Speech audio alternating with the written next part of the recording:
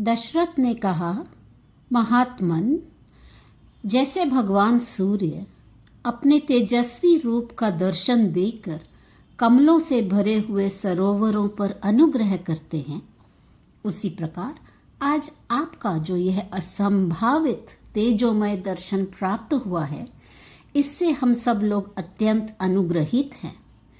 मुनि के प्रति ऐसी ही बातें कहते हुए अन्य राजा तथा महर्षि सब लोग राजसभा में आकर यथा योग्य आसनों पर बैठ गए।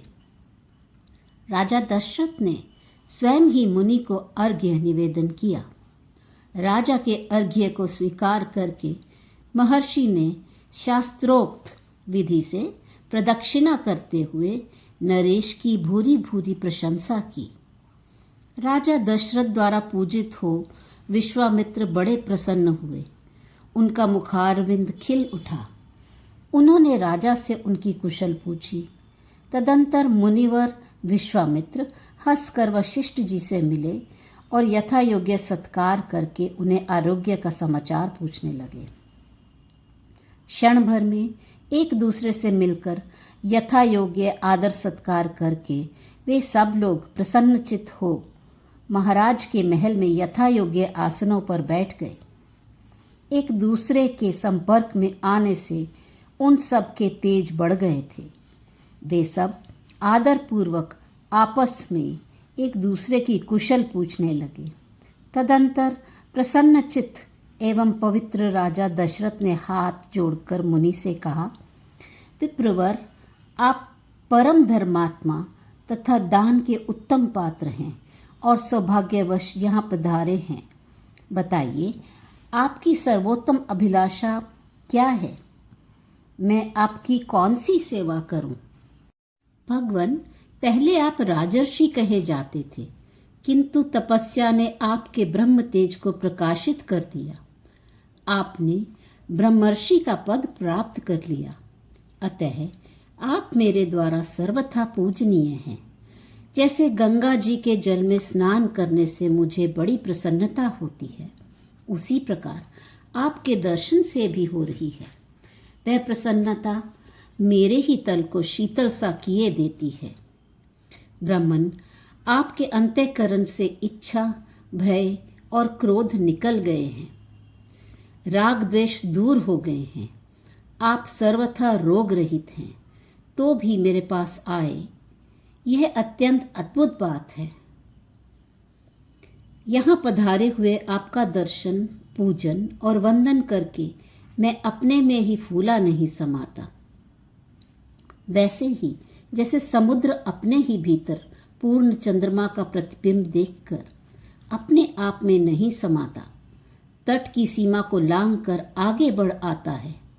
मुनिवर, आपका जो कार्य हो, जिस प्रयोजन से आप यहाँ पधारे हों, उसे आप सिद्ध हुआ ही समझिए, क्योंकि आप सर्वदा मेरे माननीय हैं। कुशिक कुल नंदन, आप कोई विचार न कीजिए। भगवान, आपके लिए मुझे कुछ भी अदेय नहीं है, क्योंकि दी हुई वस्तु आप जैसे सत्पात्र को प्राप्त होकर ही सार्थक होती है। मैं आपका सारा कार्य पूर्ण करूंगा।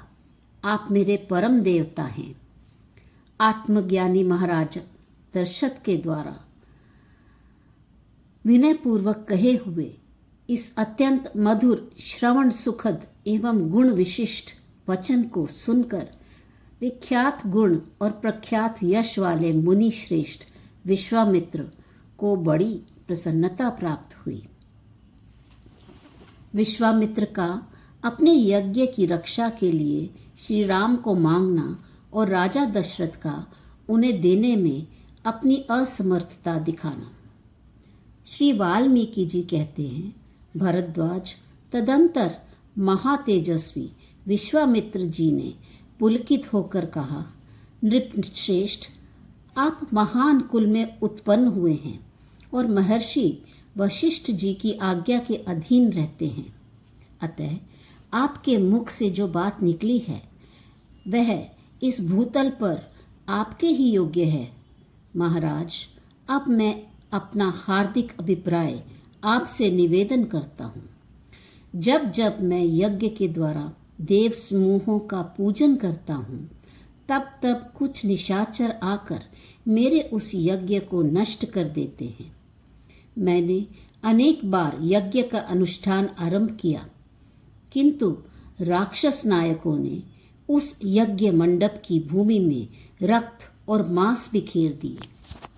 मैं यज्ञ के लिए परिश्रम करके भी उसमें सफल नहीं हो रहा हूँ। इसलिए विघ्न निवारण के उद्देश्य को लेकर मैं उस स्थान से यहाँ आपके पास आया हूँ। पृथ्वीनाथ, मेरे मन में यह विचार नहीं होता कि मैं क्रोध करके उन्हें शाप दे दूँ। मैं चाहता हूँ आपके प्रसाद से उस यज्ञ को बिना किसी विघ्न बाधा के पूर्ण करके उसके महान पुण्य फल का भागी हूँ। अतः आर्त होकर शरण पाने की इच्छा से आपके पास आया हूँ।